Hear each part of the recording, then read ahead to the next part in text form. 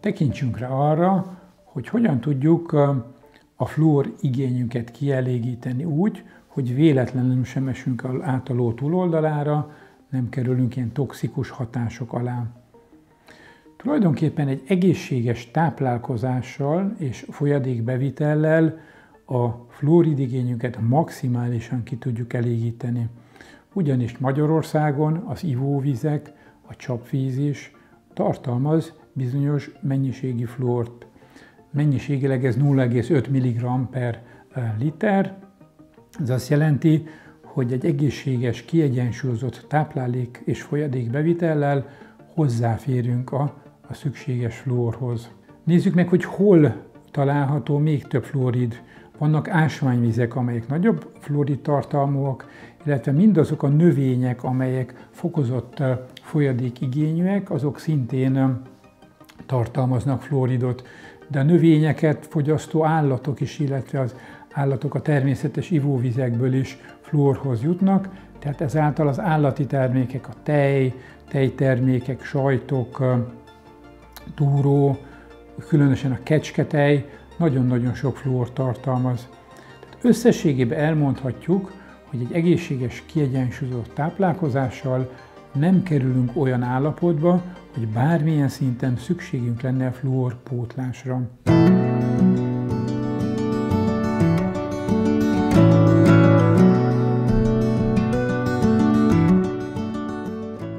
Tulajdonképpen nincs is szükségünk sem fluoridos fogkrémre, sem fluortartalmú öblítőkre, szájvizekre, fogsejmekre. Akkor milyen fogkrémet használjunk, hogyha a fluoridos fogkrémek dömpingéből meg szeretnénk szabadulni? Szerencsére most már egyre több, egyre jobb fogkrém áll rendelkezésünkre ahhoz, hogy ne kelljen fluort bevigyünk a szervezetünkbe. Az egyik legrégebbi fogkrém család az a Dabur fogkrém család. Azért vettem a kezembe ezt a neem gyökeres fogkrémet, mert ez nagyon régóta elérhető, és tulajdonképpen legalább 10 éve én ezt a fogkrémet használom. Kellemes az íze, nincs benne fluor, nincsen benne nátriumlauril szulfát. Álljunk meg egy szó ennél a nátriumlauril szulfátnál.